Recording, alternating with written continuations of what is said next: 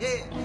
Baby girl, you're so damn fine, though. Wanna know if I can hit it from behind, though. I'm sipping on you like some fine wine, though. When it's over, I press rewind, though. Talking bands. What is going on, guys?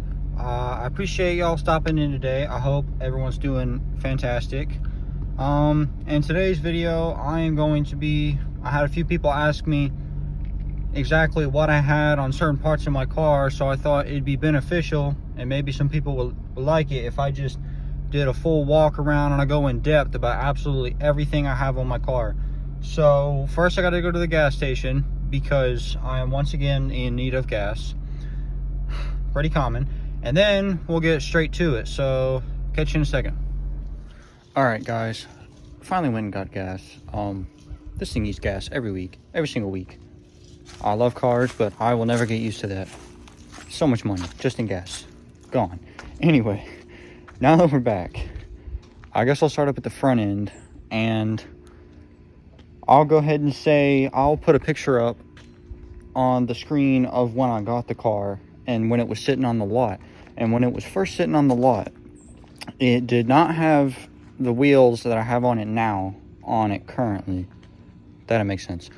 You know what I mean. It didn't have the wheels I have on it now weren't on it when I found it, but the wheels I have on it now were actually in the back of this guy's shop, and they were just piled up. And I saw them and I said, "Hey, what are you gonna do anything with those? Like, is there a reason there's a pile back there?" And he was like, "Well, no, not actually. They're a little bit too big for anything I have sitting out in the lot. So I'm just waiting till I find something the right size to put them on." And I was like, "I mean, I'll take them if you sell them to me." And so he's like, "I mean, if you can make them fit." So I bought them, made them fit. They're doing fine. But anyway, like I said, we'll start up at the front. When I bought the car, it had the stock headlights in it. I bought this car with like 112,000 miles on it. So as you can imagine, stock headlights with that many hours in the sun, they were really faded, really ugly. So I went through multiple sets actually. I had the halo projector lights with the rings from American Muscle for a really long time. And then I actually only recently got these because I kind of like them better, because it kind of fits the scheme of my car better. But these are the same headlights that come in the car stock, except instead of the amber reflectance on the side, I got the clear ones. And then I just got some smoked lenses to put over them. In terms of the grill, it's still the stock grill. It's nothing fancy, but it was gray, and as you can imagine, it was really faded. Like, it was faded something awful from sitting in the sun. So I actually took it off and spray painted it black. I still don't like the honeycomb grills, never have, but the black is better than the gray. So, I mean, it works. And then, as I've already mentioned once before, I went and bought a pretty inexpensive Mach 1 chin spoiler. It's like $60, I think, with shipping. And it just took me, I don't know, it didn't take me that long to put on. Is just drill and measure some holes to drill through, like it's nothing extensive. Then move your way to the side. I have the California Special rims. These are 19-inch rims. Like I was saying before, I was told that these were definitely too wide, because they are. That's why they stick out so far. I also put 2-inch spacers on the insides of all four so that I wouldn't have a rubbing issue, and they do fine. I mean, like I said, when these wheels first came out, they were really, really expensive, to the best of my knowledge.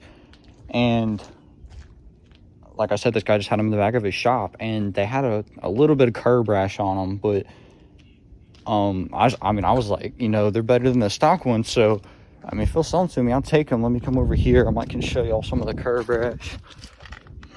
Yeah. See, it's just previous owner didn't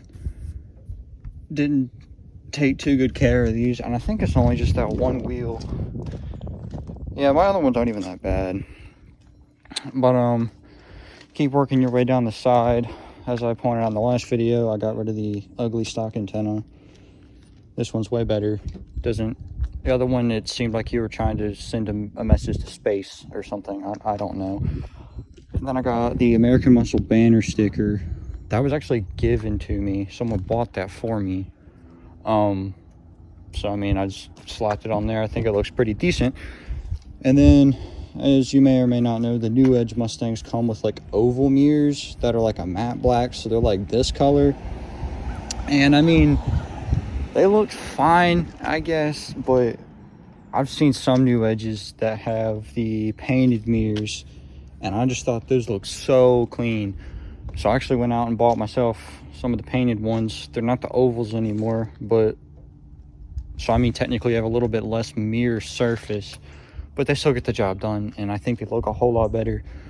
If we continue working our way down the side, as you can see, I have window tint. It's all the way around. It is 20%, and I got the brow too. I was going to tint the whole windshield because I really like the look of the whole tinted windshield because it matches everything way better, but I wanted to be able to see at nighttime, and it's already hard enough to see as it is. I can't imagine having to drive with a darkened windshield. That would just be like putting yourself through torture. And then not to mention the brow was a lot cheaper, and I still think it looks decent. So yeah, it's not nothing too terrible. I'm satisfied with it. And then keep working our way around. These are definitely nothing super fancy, but if any of you Mustang owners you'll remember that the Mustangs come with these ugly, like, bright red reflectant lines on the side. And I mean, I see what the purpose is of them, but they look really ugly, especially when you're trying to like black a car out and then you are standing here looking at it in all this glory, and then you just got this red line sticking out at you. Like, I don't know about y'all, but I'm OCD. I'm a perfectionist. Like, seeing that little red line is so cringy. It's like, ooh, yeah, don't care too much for that. But work our way to the back now. These, a funny story, just like the headlights, I went through tons of sets of taillights. Probably three or four different sets, and I didn't like them too much. Like the other ones, I didn't ever want to get like a tinted taillight at first. I was just like, no, I'll just get ones with like black housing. I think it'll still look as good. And then it just didn't end up looking like I wanted it to. So that's why I decided to go with the tinted ones, the smoked ones that I ended up tinting myself. These are actually my stock taillights that I just tinted myself. Like I said, I bought the tint on American Muscle. And then this is the third brake light, as y'all saw me install in one of my videos. Another reason I went with darker tail lights is because with these darker ones, it matches the brake light a lot better. Like the ones I had before, the brake light is black, and then those were kind of gray. They're just too bright. I don't know, it didn't match. Like I said, I'm OCD, so I gotta have everything matching. I gotta have it all in order. Otherwise, it's torture for me to have to look at constantly. But like I said in my previous video, I also put dual pipes on my car. They're 4-inch tips, cut at an angle. They're 18 inches long. Obviously not all that it's showing, because that would be a lot of pipe sticking out the back, but it's a lot better than the stock tail pipe, which I did not care too much for. And yeah, it didn't meet the needs that I required. And in terms of exhaust, when I bought the car, whoever had it before me, the previous owner, they decided to put dual pipes on it, which was fine, but they put ugly chrome tips on there that they didn't take care of. So they started to like I don't want to say rust, because chrome doesn't rust, but it just like faded and kind of corroded. Like, I don't know, it was like corrosion or something. It just did not look very good. It was bad.